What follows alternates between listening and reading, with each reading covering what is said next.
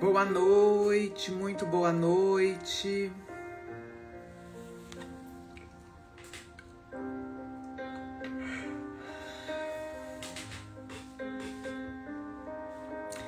Boa noite, bem-vindos, bem-vindas.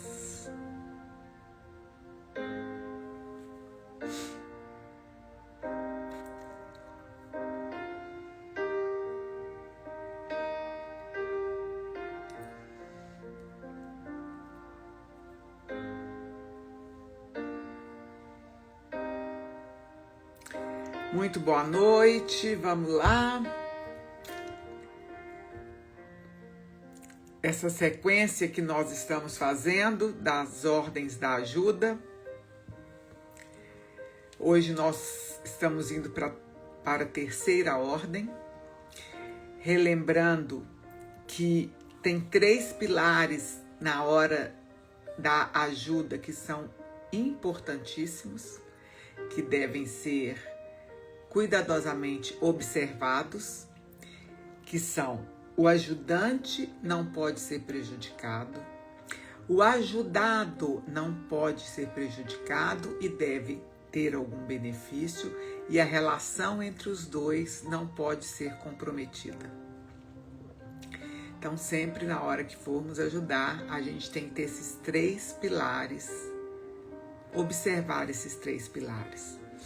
Algumas pessoas mandaram o que significa isso, a relação entre eles não pode ser prejudicada. Porque muitas vezes a gente, no nosso afã de ajudar, no nosso aquela nossa vontade de ajudar, tem tantas coisas que a gente poderia explorar aí, né? E que muitas vezes eu exploro em consultório, quando surge alguma coisa nesse sentido em consultório, eu trabalho muito nessa linha para as pessoas reconhecerem. Nós temos uma predisposição a ajudar, um afã em ajudar, né? Mas essa predisposição muitas vezes nos coloca num lugar de invasivos, nos coloca num lugar de entrar aonde nós não fomos solicitados. E o mais interessante é que quando a gente observa isso, uma boa parte das vezes que nós vamos com essa força que a gente precisa ajudar, eu preciso fazer alguma coisa que não nos foi solicitada no movimento da ajuda, nós não estamos fazendo pelo outro, não. Nós estamos fazendo por nós mesmos. Isso é tão delicado e tantas vezes tão difícil de reconhecer. Muito difícil de reconhecer, porque ninguém quer reconhecer isso, né? Não, eu faço este sacrifício pelo outro, eu faço este sacrifício por você, eu faço esse sacrifício para apoiar, para ajudar. Não. A primeira ordem da ajuda é: você ajuda quando solicitado. O pedido de ajuda, o movimento da ajuda precisa partir de quem vai ser ajudado e não do ajudante. O problema é que a gente, nessa ânsia, a gente vai, invade e nós não fazemos isso porque nós somos bonzinhos, não.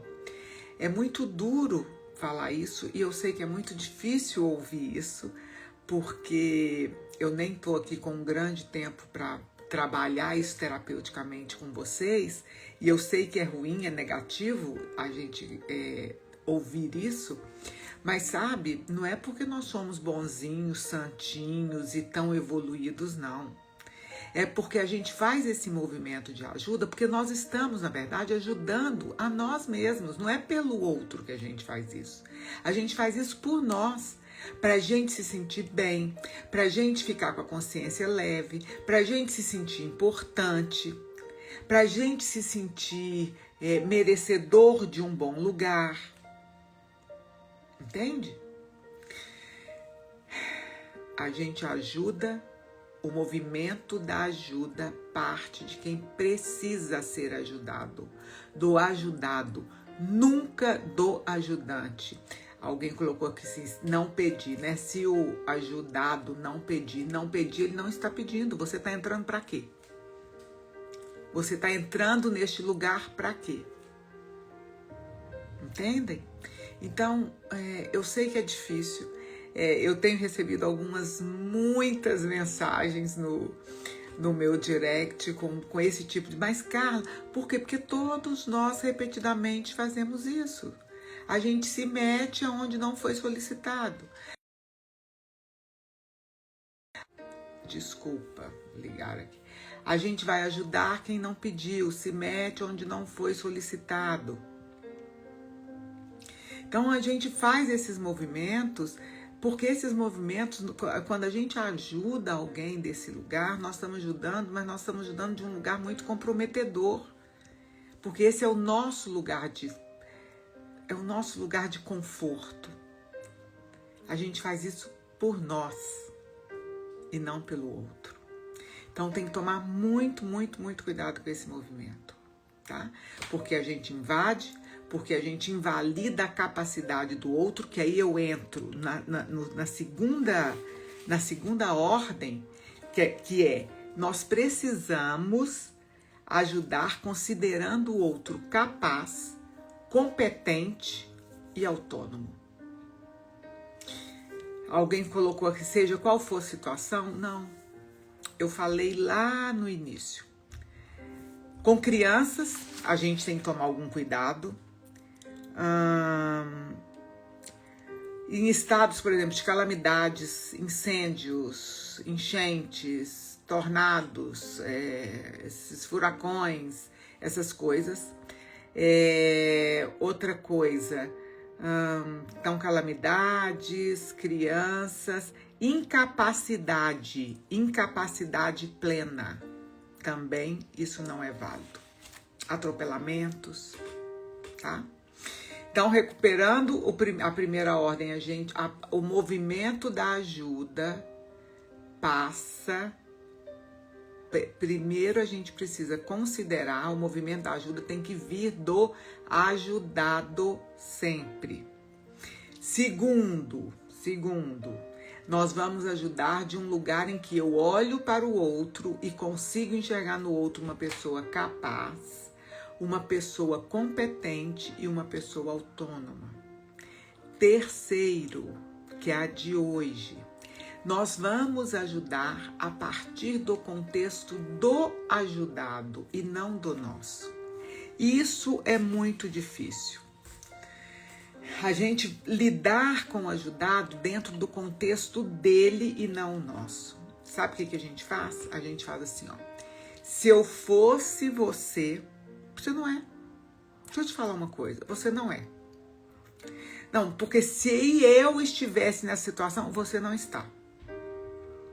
Então, vamos ser assim, vamos tirar o romantismo, vamos parar de romantizar as coisas, de poetizar as coisas e vamos ser realistas. É difícil, né? É difícil, é duro, porque a gente quer romantizar as coisas, a gente quer poetizar as coisas, a gente quer ser bacana, a gente quer ser bonzinho, a gente quer facilitar a vida para o nosso lado, mas vamos ser honestos. Quando a gente começa uma frase assim, olha, se eu fosse você, primeira coisa que tem que vir na sua cabeça é, mas eu não sou.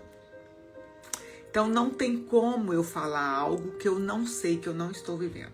Porque a gente tem mania de querer agir dentro do nosso contexto, querendo que a outra realidade adapte-se ao nosso contexto. Eu vou dar um exemplo disso, porque isso é bem importante. Então assim, olha, vamos pegar aqui a terceira ordem, tá?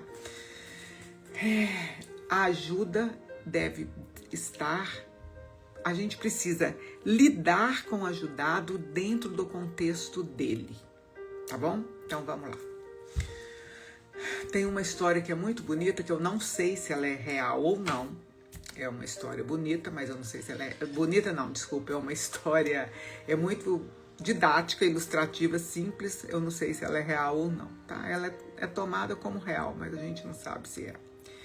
Quando teve a tomada de Bastilha, então quando o povo invadiu Bastilha, foi a tomada de Bastilha, e Maria Antonieta então estava no quarto com a ama dela, com a serviçal dela, penteando os cabelos dela, ela aquela confusão do lado de fora, o povo invadindo, o povo tomando Bastilha, e Maria Antonieta fala com a ama: mas por que o povo está tão bravo? O que a ama responde: eles têm fome, majestade. E aí Maria Antonieta responde: mas se tem fome, que comam. E aí a ama responde novamente: eles não têm pão para comer, majestade. E aí ela fala: se não tem pão, que comam brioches. Entendem? Entendem como que é? Você precisa olhar para o contexto do outro. Se não tem pão, que comam brioches. Percebem? Tamanha discrepância. Então, quando eu for me movimentar na ajuda, além dessas outras duas ordens que eu já passei para vocês, tem essa terceira. A gente precisa olhar para o ajudado dentro do contexto do ajudado e não do meu contexto. Então tenham isso, vocês vão lembrar dessa frase igual um sininho, pim, na cabeça de vocês. Todas as vezes que você for começar uma frase assim: se eu fosse você, para, você não está ajudando em nada. Você não está contribuindo em nada. O que você está fazendo não está gerando efeito na realidade. O que é duro aqui, que muitos vão ficar com raiva de mim, mas não tem problema. Sabe por quê? Desde que meus filhos eram muito pequenininhos, eu sempre fui muito exigente, sempre fui muito... eu não diria que ríspida, porque senão meus filhos não gostariam tanto de mim como a gente se dá tão bem hoje, mas eu sempre fui muito enérgica na educação dos meus filhos, muito... Eu sempre cobrei muito. Então, eu lembro deles muito pequenininhos, minha mãe falava assim: minha filha, para com isso, os meninos daqui a pouco vão ficar com raiva de você, porque tudo que eles pedem para o pai é pode.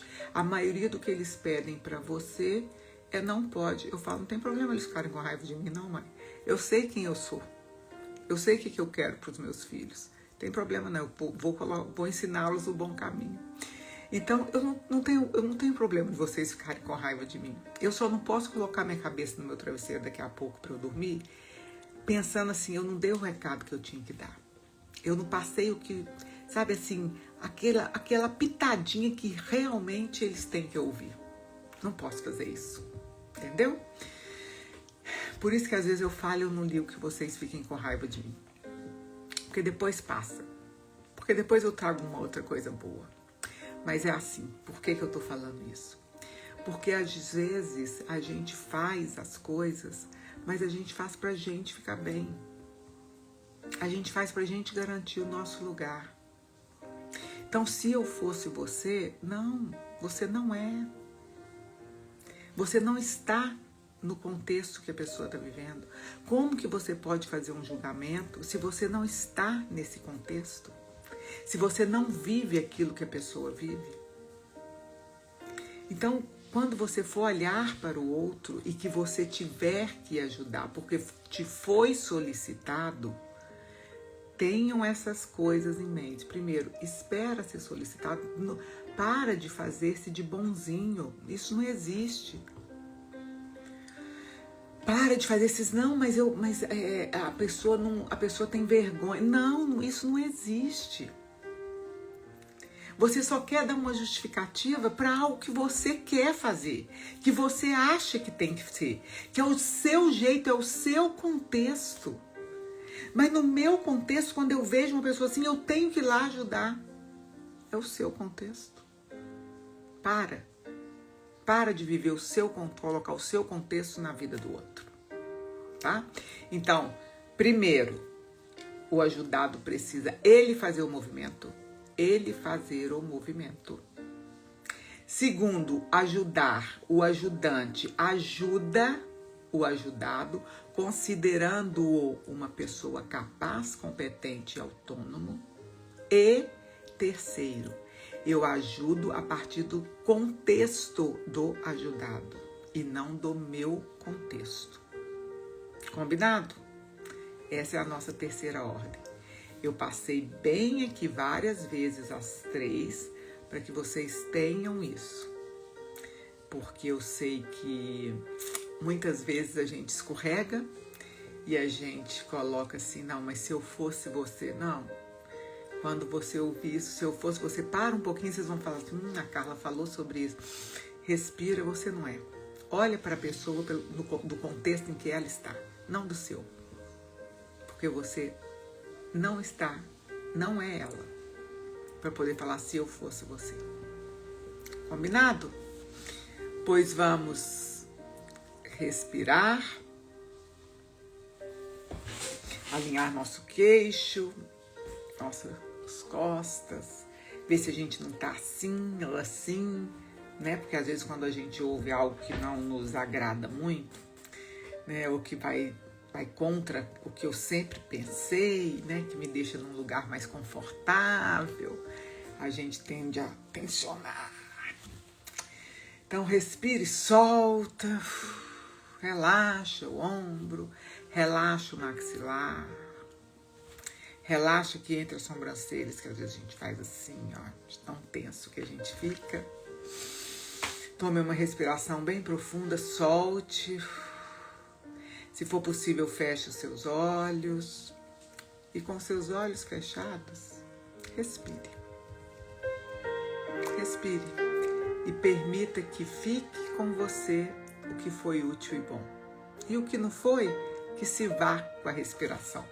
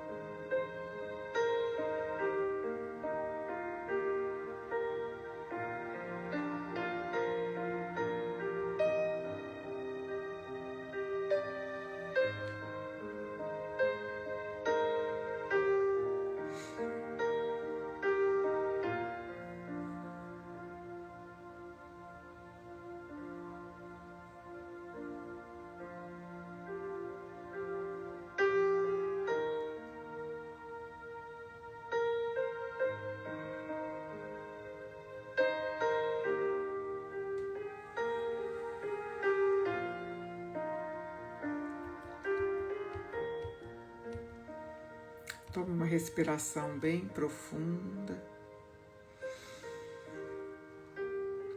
Integre o que foi útil, o que foi bom. Integre o que fez sentido para você, o que te trouxe, o que te agregou algo. O que te agregou você guarda. E o que não fez sentido para você, você deixa aí. E no seu tempo, no seu momento, tome uma respiração profunda, abra os olhos. Nos vemos amanhã, às 20, com a quarta ordem. Tchau, pessoal. Até amanhã.